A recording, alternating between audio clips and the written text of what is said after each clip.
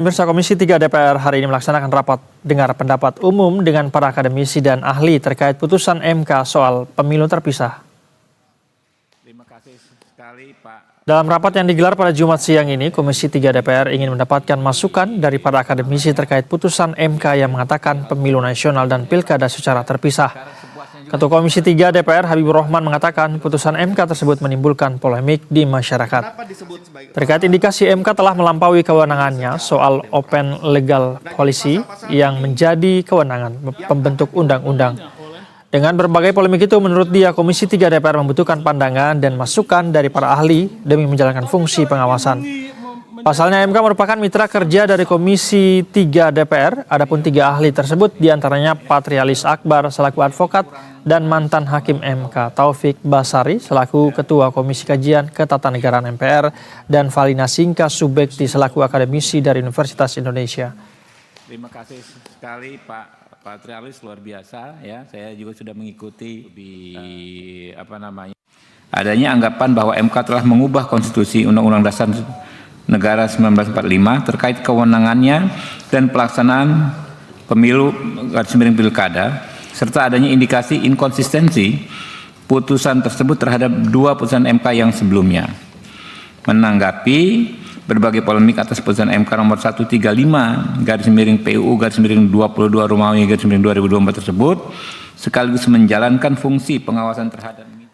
Dan pemirsa, untuk mengetahui bagaimana jalannya RDPU di Komisi 3 saat ini, kita telah terhubung dengan reporter Berita 1 ada Justinus Patrispat di DPR saat ini. Selamat sore Yus, bisakah Anda berikan kami gambaran seperti apa jalannya RDPU, apa yang menjadi pokok pembicaraan di sana?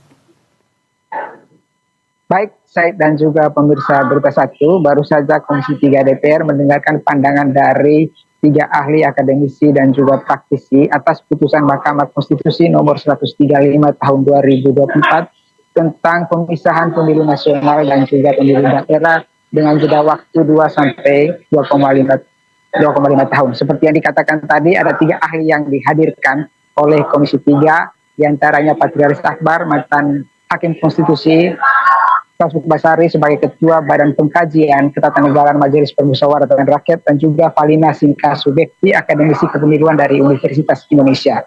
Salah satu poin yang menarik tadi disampaikan oleh Patrialis Akbar yang menyatakan bahwa putusan MK 135 ini telah melanggar konstitusi itu sendiri. Pasalnya dalam putusan MK ini mempersoalkan persoalan yang bukan masalah konstitusionalitas norma, tetapi lebih pada persoalan teknis kepemiluan yang sebenarnya menjadi ranah dari pemerintah, DPR dan juga penyelenggara pemilu. Karena itu tadi Patrialis Akbar menyarankan agar DPR dan juga pemerintah bisa tidak menjalankan putusan MK ini, karena MK juga sudah mengeluarkan putusan sebelumnya, putusan nomor 14 dan juga nomor 55 terkait keserentakan pemilu, dan putusan tersebut sudah dilaksanakan dalam beberapa pemilu terakhir ini.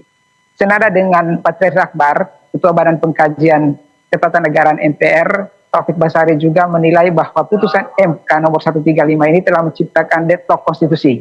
Artinya putusan ini jika dijalankan dianggap melanggar konstitusi, begitu juga jika tidak dijalankan akan melanggar konstitusi. Ia tadi mencontohkan soal perpanjangan masa jabatan anggota DPRD 2 sampai 2,5 tahun.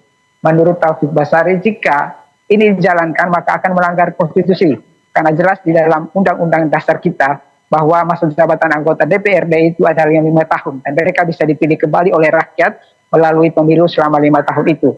Jika diperpanjang 2 tahun maka dasar hukumnya tidak jelas. Begitu juga jika dibiarkan, artinya pemerintah daerah dikosongkan dari anggota DPRD. Itu juga melanggar konstitusi. Karena jelas dalam Undang-Undang Dasar 145 menyatakan bahwa pemerintah daerah terdiri dari kepala daerah dan juga anggota DPRD.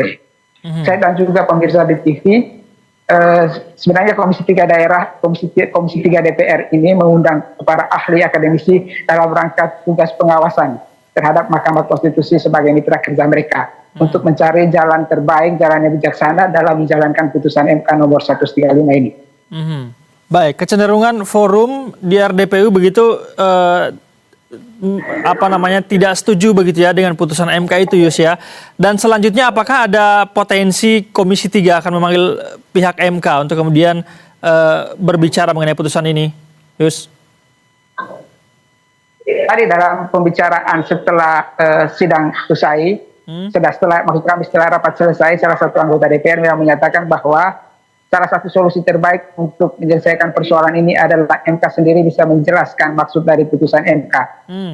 Nomor 135 ini baik kepada pemerintah maupun kepada pimpinan DPR. Nah, soal Komisi 3 memang mereka fokusnya itu tadi lebih kepada mengundang para pakar untuk mencari solusi-solusi yang terbaik yang nanti bisa disampaikan kepada pemerintah ataupun kepada lembaga-lembaga terkait pelaksanaan putusan MK ini.